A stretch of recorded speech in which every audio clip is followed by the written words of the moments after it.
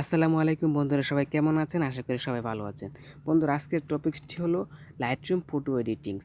So এর মধ্যে থেকে আমরা যে এডিটিংসটি আজকে দেখাবো, এডিটিংসটি হলো দেখুন এরকম গ্রিন কালার থেকে রেড কালার কীভাবে এডিটিং করবেন। সো বন্ধুরা, এটি খুবই একদম ইজি একটি সিম্পল একটি বিষয়।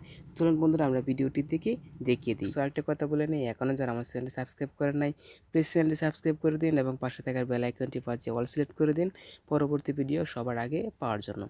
তাহলে বন্ধুরা, প্রথমে আমাদেরকে যে ইমেজটি আমরা এডিটিং করব, সো ইমেজটিকে আমরা শেয়ার আইকনে ক্লিক করে আমরা ইমেজটিকে লাইটরুমে শেয়ার করে দেব।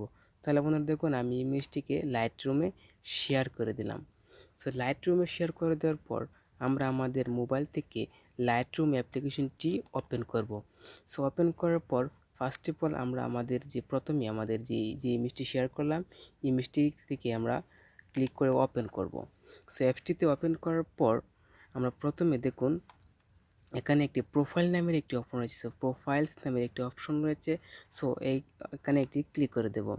সো তারপর কিছুটা স্ক্রল ডাউন করে সামনে যাওয়ার পর দেখুন এখানে আর্টিস্টিক 03 নামের একটি অপশন রয়েছে। সো এটিকে আপনি ফুল এনাবল করে দেব। সো 200 করে দেব। সো করে দেওয়ার পর আমরা উপরে দেখুন রাইট সিনে একটি ক্লিক করে দেব। সো তারপর আমরা দেখুন এখানে কালার নামের একটি অপশন রয়েছে। সো কালার নামের একটি অপশনে একটি ক্লিক করে দিতে হবে।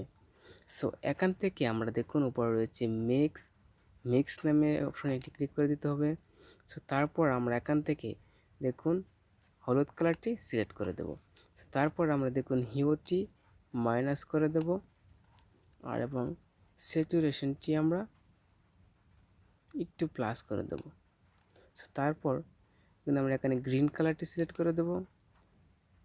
গ্রিন কালারটি আমরা একদম মাইনাস করে দেব প্রথমে হিউটি, আর স্যাচুরেশনটি আমরা একটু প্লাস করে দেব। সো দেখুন আমাদের মাঝে যে ইমেজটি রেড কালার মোড নিয়ে চলে এসেছে।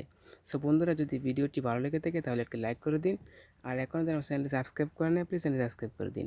সো বন্ধুরা, অ্যাকাউন্টটি আমরা ইমেজটি সেভ করব। সো সেভ করার জন্য উপরে দেখুন শেয়ার আইকন রয়েছে। সো এখানে একটি ক্লিক করে দেব। তারপর দেখুন এখানে রয়েছে সেভ টু ডিভাইস নামের একটি অপশন। সো এখানে একটি ক্লিক করে দেব। তাহলে আমাদের মাঝে ইমেজটি গ্যালারিতে সেভ হয়ে যাবে। সো বন্ধুরা, আজ পর্যন্ত সবাই ভালো থাকবেন, সুস্থ থাকবেন। দেখা হবে পরবর্তী কোনো ভিডিওতে। ধন্যবাদ সকলকে।